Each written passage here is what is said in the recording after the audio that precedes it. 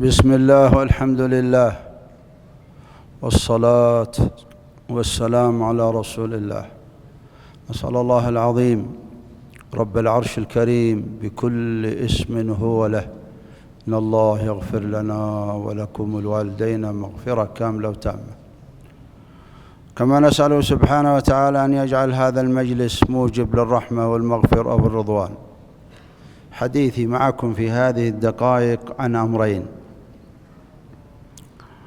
الأمر الأول مراتب الدين.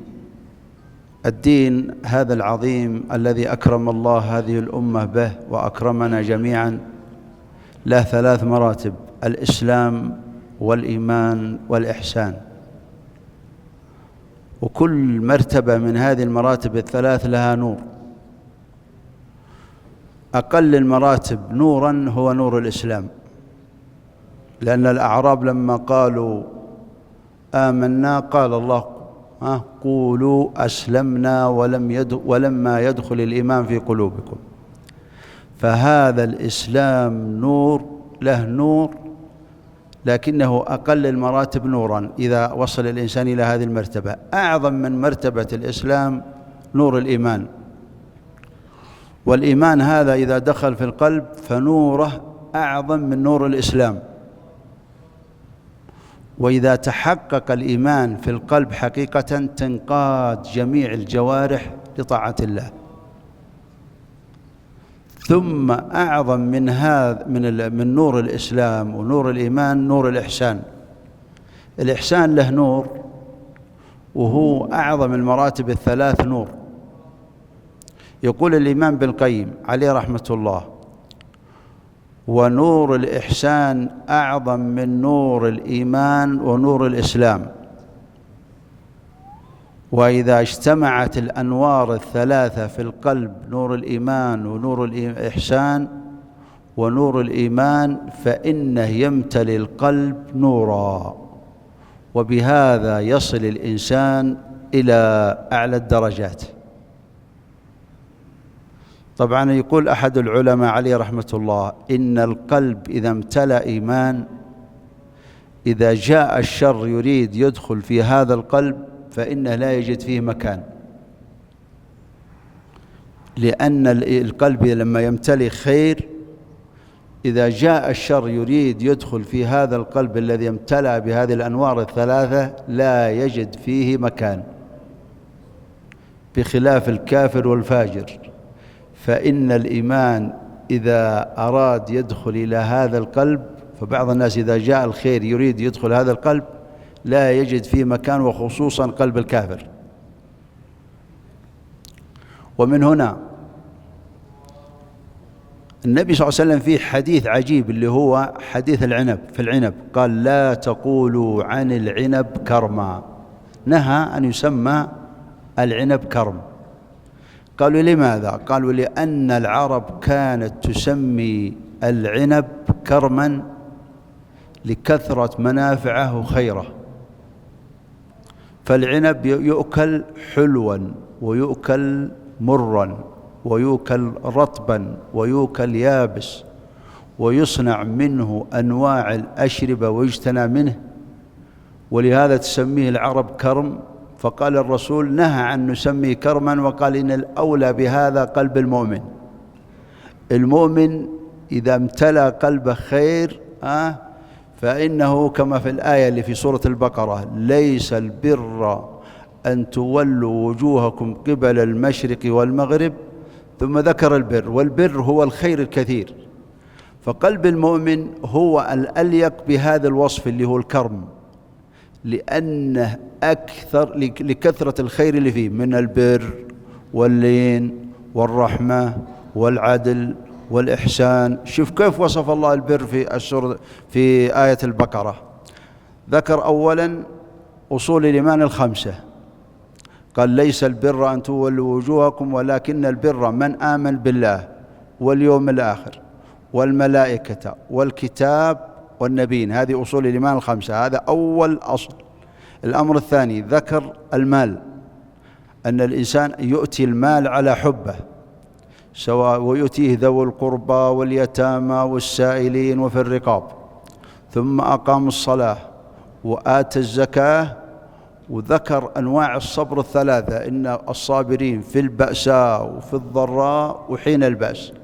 فالنبي صلى الله عليه وسلم يقول إن الوصف هذا اللي هو الكرم هو الأليق به قلب المؤمن، ولكثرة ما فيه من الخير. ولهذا البر في الأصل هو كثرة الخير، البر هو الخير الكثير. ومن هنا النبي صلى الله عليه وسلم في حديث النخلة لما قال إن في شجرة مثل المؤمن لا يتحات ورقها، يقول شجرة خضراء لا يتحات ورقها، هذه الشجرة مثلها مثل المؤمن. يقول ابن عمر فوقع الناس في شجر الوادي، يقول فانقدح في خاطري إن الشجرة هذه هي النخلة. قالوا لماذا وصف النبي صلى الله عليه وسلم المؤمن بأن زي النخلة؟ لكثرة منافع هذه الشجرة المباركة، فهي بيت كامل.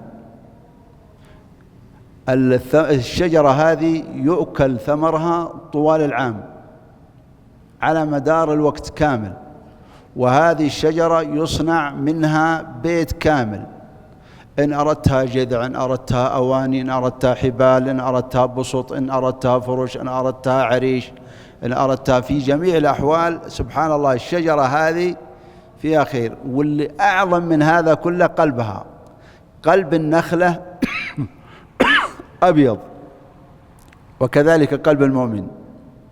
إذا تصورنا هذا كله أيها الكرام، فالمؤمن إذا اكتملت فيه أركان الإيمان والإحسان والإسلام واجتمعت فيه هذه الخيرات كلها، فإن هذا المؤمن سبحان الله تنقاد جوارحه لطاعة الله. باقي نقطة أخيرة قبل ما ندخل في الموضوع الثاني مهمة جدا، اللي هي أيها الكرام إن النبي صلى الله عليه وسلم قال إن هذا الإيمان يخلق في القلب كما يخلق الثوب. إن الإيمان يبلى في القلوب مثل ما يبلى الثوب الجديد لما تلبسه. وقال النبي صلى الله عليه وسلم اسألوا الله أن يجدد إيمانكم. وفي الرواية الثانية قال جددوا إيمانكم بلا إله إلا الله. قالوا كيف؟ قال إن أول ما يدخل الإنسان في الإسلام يقول أشهد أن لا إله إلا الله. فأنت إذا أردت تجدد إسلامك وإيمانك كرر الكلمة هذه، زي الإنسان اللي عنده ثوب جديد بلى، فإنما يتمزق الثوب هذا ولا يتسخ، أنت لما تغسله وتكويه يرجع جديد. وأنت لما تجدد إيمانك مع الوقت بالتوحيد وبالطاعات. لكن أيها الكرام يعني فيه نقطة مهمة جدا في الموضوع هذا، إن فيه مسلم تقليدي وفيه مسلم دخل الإسلام عن طريق فهمه ودراسته. في واحد وجد أبوه يقول لا إله إلا الله فقالها وقد لا يعرف حتى معناها، ووجد والديه يقولون أشهد أن محمد رسول الله، فهو يتشهد بالشهادة هذه لكن قد لا يعرف معناها. شوفوا معنى لا إله محمد رسول الله. أولا الإيمان باب اختصار وطاعته، ولهذا شوف قال الرسول صلى الله عليه وسلم وجعل الذل والصغار على من خالف أمري. وجدنا آباءنا يصلون نصلي، وجدنا آباءنا يصومون يحجون، لكن ما نحن زي هذا الذي دخل الإسلام فعرف معنى لا إله إلا الله فنطقها، ولسنا مثل الإنسان اللي عرف معنى شهادة أن محمد رسول الله فاتبع الرسول ظاهرا وباطنا. ألسنا نرى الآن يا جماعة ناس يصلون بالملابس والله يلبس السروال فوق الركبة؟ يا ابن الحلال كيف تصلي؟ من شروط الصلاة أن ستر العورة. قال زين إنه جاي يصلي، كويس إنه جاي يصلي. لا ما هو كويس إنه جاي يصلي. يعني ترى في ناس يا جماعة بدأ هو يصلي يعني من باب إيش؟ يقنع نفسه إنه صلى، قبلت ما قبلت، الصلاة صحيحة ما صحيحة، ما يلتفت. ولهذا شوفوا المسلمين لما ضعف الإيمان في قلوبهم أدنى هبة من الفتن يضيعون. ليش وصف الرسول لنا زي النخلة؟ شوفوا النخلة لما يأتي الرياح الشديدة أصلها ثابت وفرعها في السماء ثابتة. في ناس إيمانها زي الشجرة الصغيرة اللي على ظهر الأرض، أدنى هبة من الرياح القوية تشيلها. في المؤمن لابد يتعلم معنى لا إله إلا الله، لا معبود بحق إلا الله، يعتقدها بقلبه وينطقها بلسانه ويعمل بها بجوارحه. وإذا تحققت المعاني هذه العظيمة في حياة الإنسان ما تجد المرأة مباشرة بمجرد كذا، والله بعض ما يفكر بمجرد ما يخرج من البلد هذا ترمي عباءتها، ترمي حجابها. ليش يفعلون هذا؟ لأن الإيمان سطحي، إيمان سطحي ضعيف، ما في إيمان ثابت، ما في قناعة. ولهذا أيها الكرام شوفوا هذا الدين أكرمنا الله به، لابد نتمسك به ولابد نتعلمه ولابد ندرسه. ولذلك إذا حققنا الكلام هذا نجونا. بالنسبة للموضوع الثاني وهو الأصل، عقوبات عصاة الموحدين في أرض المحشر. بالنسبة لأرض المحشر الناس فيها 3 مراحل: المؤمن التقي، المؤمن العاصي، والكافر. الله سبحانه وتعالى يعني لما يأتي يوم القيامة ويحشر الناس، أول شيء كيف يحشر الناس؟ يحشرون حفاة وعراه وبهم وغرل، حتى اللحمة هذه اللي تقص في الختان ترجع، فتجد حافي وعاري وغرلا وبهما. ويحشر الناس على أرض جرداء مستوية ما فيها شجر ولا بنيان ولا جبل ولا فيها معلم لأحد، أرض مستوية مكشوفة للجميع. وبعدين تروا الحشر هذا أيها الكرام، يعني إحنا في الدنيا هنا في الحياة الدنيا ترى جعل الله لنا اختيار، تبغى تسلم، تبغى تكفر، تبغى تصلي، ما تبغى تصلي، هنا لك نوع من الاختيار والإرادة. لكن في القيامة ما في شيء اختياري. شوف الله يقول لنا: ثم نفخ فيه أخرى فإذا هم قيام ينظرون. إذا قيل للكافر يوم القيامة انطلق للنار، تحسبنا يقول والله ما قوم. انطلقوا إلى ما كنتم به تكذبون. يجد نفسه يجري على أقصى سرعة يسعى إلى النار. هنا تقول والله ما قوم، والله ما بصلي، والله ما بصوم، والله ما بفعل كذا، لك اختيار. لكن هناك ما في اختيار. هناك سبحان الله أيها الكرام تسلب من الإنسان الإرادة والمشيئة وما عاد يتحكم في شيء من أعضائه. انطلق للنار يسعى بأقصى سرعة. شوف كيف وصف الله في آخر سورة المعارج، يقول: يوم يخرجون من الأجداث سراعا، يعني مسرعين كأنهم إلى نصب يوفضون. سبحان الله أيها الكرام في أحد المشاهد أنا شفتها قبل أيام، إن فيه رجل، إن فيه المقطع هذا يصف يعني يذكر فيه كيف إن الناس يسعون لهذه الأضرحة، وقالوا إن على قدر حبك للضريح إنك تسعى إليه. فكانوا يسعون بأقصى سرعة علشان يثبت إنه يحب هذا الضريح ويحب صاحب هذا الضريح، فيسعى بأقصى كأنهم إلى نصب يوفضون، يعني يسعون أفواج.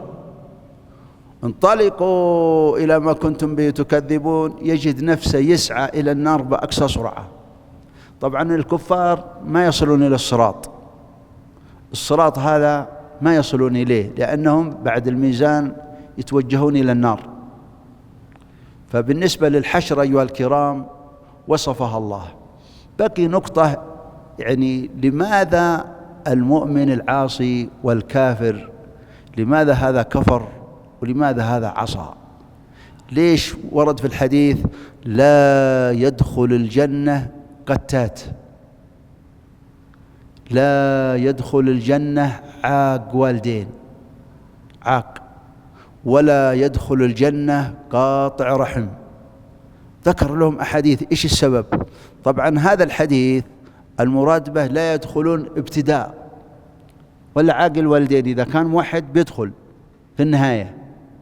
ولهذا يقول من قال لا إله إلا الله دخل الجنة. فبعض الناس يا أخوان يختم له في آخر عمره بالتوحيد لا إله إلا الله، فهو في الأصل بيدخل الجنة في النهاية، بيدخل الجنة، لكن بشرط ما يكون عنده ذنوب موجبة لدخول النار. أعظم الذنوب اللي تدخل الإنسان النار من الموحدين ظلم العباد، ظلم الناس.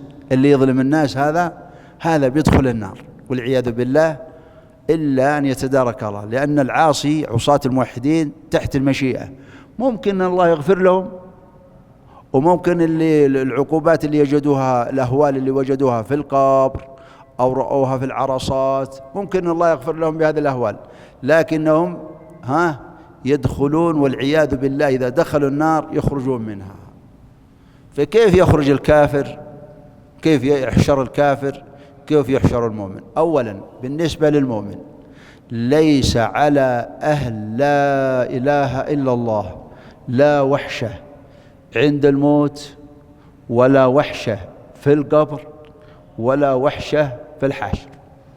اللي يقول لا إله إلا الله إن الذين قالوا ربنا الله ثم استقاموا، أول شيء تتنزل عليه الملائكة تقول له لا تخاف ولا تحزن، وفي القبر مثلها، وفي الحشر كذلك لا خوف عليه في جميع أهوال القيامة. حتى إنه ورد في الحديث إن الناس إذا حشروا في أرض المحشر ما يعرف شرقها من غربها، فتكون الشمس فوق الرؤوس، وتدنو الشمس هذه لين تصل ما بينها وبينهم إلا ميل. طبعا ينصهر الناس في الحر، إذا انصهروا في الحر كيف يكون المؤمنين؟ قال المؤمن في ظل الله يوم لا ظل إلا ظله، لا حر ولا عرق ولا جوع ولا ظمأ ولا خوف، لا يخافون حين يخاف الناس ولا يحزنون حينما يحزن الناس. هم في آمن في الدنيا المؤمن، وآمن يوم القيامة. من خاف الله في الدنيا أمنه يوم القيامة، هذا المؤمن. أما الفاجر واللي عنده كبائر طبعا هو يعذب في القبر فترة من الزمن ثم يرفع عنه العذاب، وقد لا ينتهي هذا العذاب فهو يعذب في العرصات. إحنا نبغى نتكلم عن عقوبات عصاة الموحدين في أرض المحشر. أولا من عقوباتهم من كتم علما مما يبتغى به وجه الله يلجم بلجام من نار.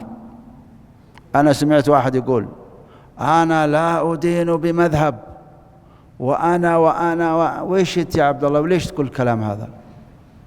الله يقول في كتابه فاسألوا أهل الذكر. كل من يأتي بعد أصحاب المذاهب الأربعة لا يمكن تعرف حكم شرعي إلا عن طريقهم مهما بلغ في العلم.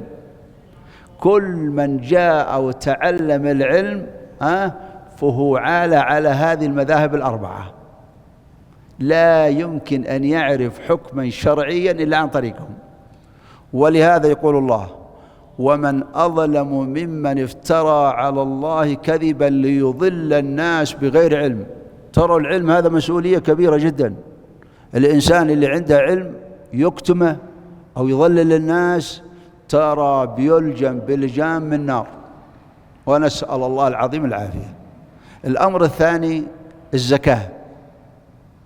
اللي ما يزكون عنده ملايين وعنده خير وما يزكي، ما من صاحب ذهب ولا فضة لا يؤدي زكاتها إلا يحمى عليها في نار جهنم تكوى بها جباههم وظهورهم وجنوبهم. كذلك أيها الكرام أكلت الربا، اللي يأكلون الربا، في ناس يا جماعة يأكلون الربا، هذا لا يعذبون في العرصات. الذين يأكلون الربا لا يقوم من قبل، يعني لا يقوم متى؟ يوم القيامة، إلا كما يقوم الذي يتخبطه الشيطان من المس.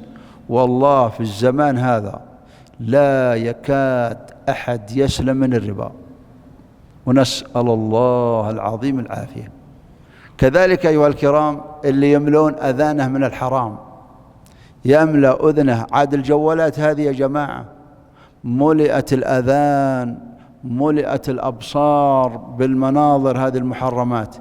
اللي يملأ عينه من الحرام يكحل بمسامير من النار، اللي يملأ أذنه من الحرام يصب في أذنه الرصاص المذاب.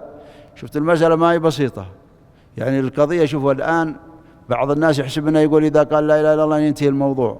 لعلمكم عقوبات هؤلاء عصاة الموحدين في أرض المحشر شديدة شديدة.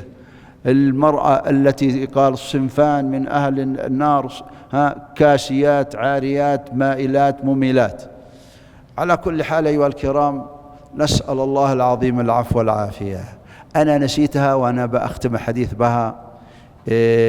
ذكرت لكم ليش إحنا ما نعظم الله، ليش هؤلاء قالوا لا إله إلا الله وما خافوا الله.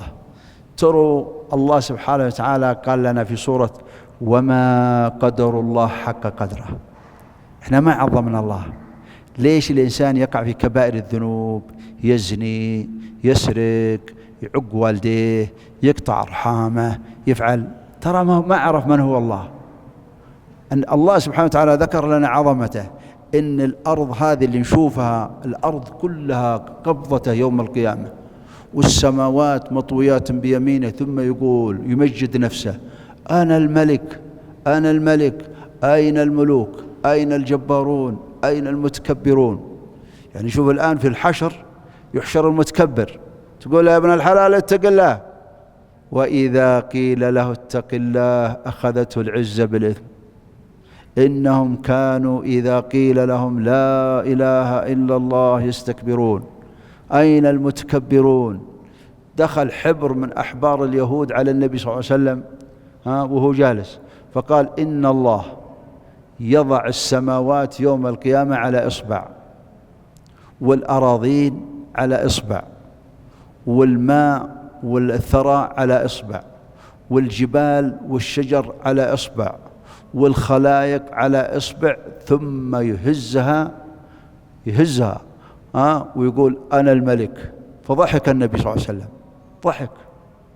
فلما طبعا ضحك ما هو قهقه، تبسم، والتبسم من النبي المراد به التعجب من عظمة الله، تعجب من عظمة الله. فقرر الرسول وما قدر الله حق قدره.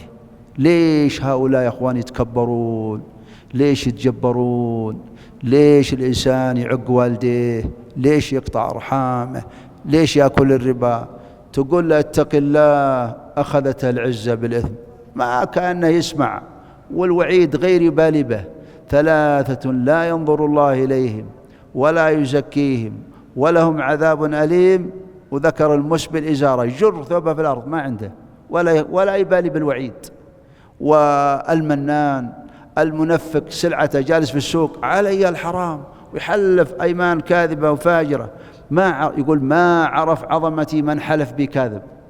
فبالتالي أيها الكرام هذه المعاصي اللي نسمعها عقوباتهم كذا، سبب ذلك كما قال الله ما لكم لا ترجون لله وقارا، أي عظمة، ما يخافون الله ولا يتقونه.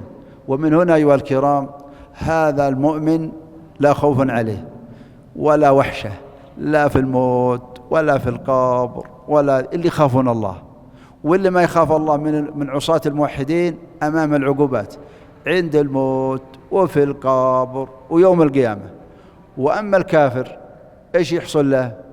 يحشر يوم القيامة على وجهه صما وبكما وعميا. يقولون الصحابة يا رسول الله كيف يحشر على وجهه؟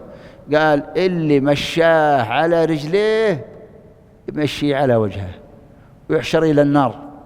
هؤلاء المجرمين الكفرة وعصاة الموحدين هم تحت المشيئة، والمؤمن الأهوال اللي نسمعها ليس عليهم شيء من هذا. أحد المشايخ حدث بحديث طويل عن القيامة والقبر، فقال واحد: والله يا ابن الحلال أنك خوفتنا، لأن ساق الحديث كله على أن ما في فرق بين الكافر والعاصي والمؤمن، إن الأهوال هذه إنها تشمل الجميع.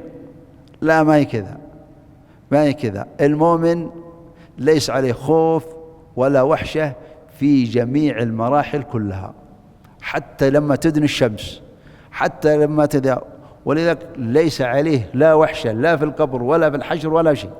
حتى يا جماعة يوم القيامة ترى النار هذه مصيبة المصائب، لما تسمعها والله الإنسان اللي عنده عقل يخاف منها. يقول لك إن النار هذه لا يقوى الإنسان على عذابها لحظة، ولو خرج هذا الكافر اللي يتمرد على الله، لو يخرج من نار جهنم ويدخل نار الدنيا ينام ويقيل فيها. بالنسبة لعذاب النار، لو يخرج أهل النار من النار إلى هذه النار الدنيا ارتاح ونام، علشان يعرف الإنسان خطورة الموقف. نكتفي، هو ظهر أنها فصل، نكتفي بهذا القدر. أسأل الله سبحانه وتعالى إن الله يرحمنا جميعا. اللهم يا مالك الملك، اللهم يا مالك الملك، ارحم ضعفنا، اجبر كسرنا، تول أمرنا، قنا عذابك يوم تبعث عبادك. اللهم إنا نعوذ بك من عذاب جهنم، ونعوذ بك من عذاب القبر، ونعوذ بك من فتنة المحيا والممات، ونعوذ بك من فتنة المسيح الدجال. اللهم ثبتنا على الحق حتى نلقاك غير خزايا ولا ندامى ولا مغيرين ولا مبدلين ولا مفتونين ولا ضالين ولا مضلين. اللهم اجعلنا ممن يبشر بالجنة عند الموت. اللهم إنا نسألك أن تحسن لنا الختام، وصلى الله وسلم وبارك على نبينا محمد.